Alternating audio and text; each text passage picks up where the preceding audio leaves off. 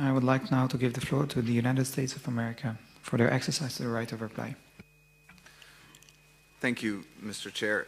I'd like to exercise our right of reply on two things and just make a point of fact on a third.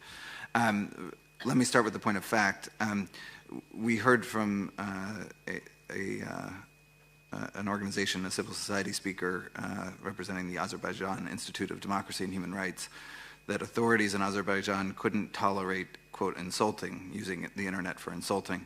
I just wanted to point out that, as the representative of Freedom Media said yesterday, there is no right not to be insulted, particularly for government officials, I would add. That is not a crime, as the speaker said, just as a point of fact. More generally, it's interesting to note the active participation of Gongos from Azerbaijan in this meeting.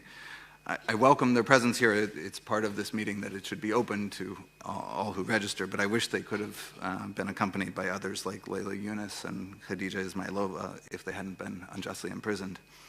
And in reference to that, I think it's important to note that the comment from the gentleman from Azerbaijan implied that social media is used for blackmail and that this is only done by critics of the government. Khadija, of course, was a victim of ugly and vicious blackmail. And if it wasn't conducted by the government or those associated with the government, it was not condemned by the government. And I'd just like to point that out. In terms of replying to specific issues raised about the United States, I just wanted to respond to the gentleman from the Swedish OSCE network who raised very challenging issues around privacy and security. I wanted to assure you that we listened carefully to the issues that you raised. These are, as you know, very live issues, ongoing issues in public discussions as well as policy discussions in the United States.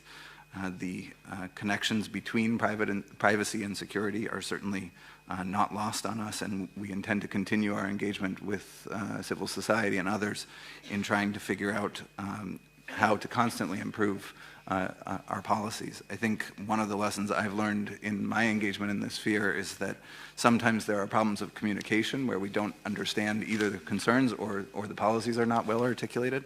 Sometimes there are problems of policy, and sometimes there's a need for new solutions that better meet the objective of both protecting citizens and protecting privacy.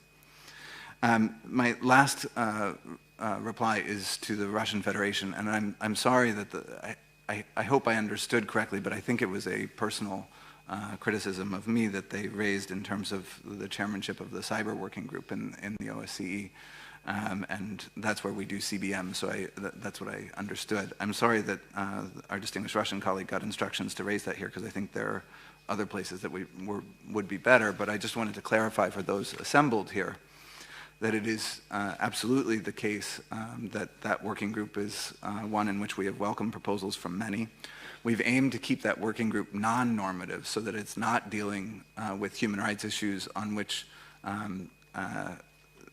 a small number of states find themselves quite isolated, and so we've tried to tackle practical issues rather than normative issues. Russia has made a number of proposals, as have other states, and as chair, I've tried to get a sense of which proposals have the most likelihood of moving forward and really take a sense of the room. Even though I sensed that Russia's proposals were not gaining broad support in the room, I made an extra effort to create a special session to give airtime to one of their proposals that they had raised several times so that there could be a fuller discussion on that. Unfortunately, we went to great effort, by the way, inviting speakers from different countries. Some of our colleagues actually funded speakers to travel to Vienna to participate in this session. It was about the Russian proposal to create a glossary of terms with respect to cyber. And I invited the Russian delegation to also bring a speaker, which they did, and unfortunately they brought some guy who worked for a gongo sponsored by the Russian Orthodox Church, who instead of talking about a glossary of terms, gave a strange lecture on pedophilia and other issues. And so it was just a squandered opportunity, and I regret that. But it doesn't change the fact that I continue to be committed to giving full consideration and an opportunity for all of our colleagues to consider any proposals that are put forward by the Russian Federation or by any other colleagues around the table.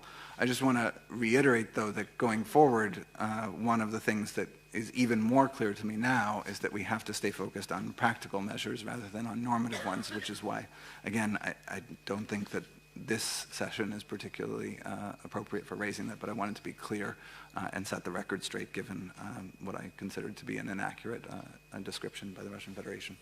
Thank you, Mr. Chair. Thank you very much.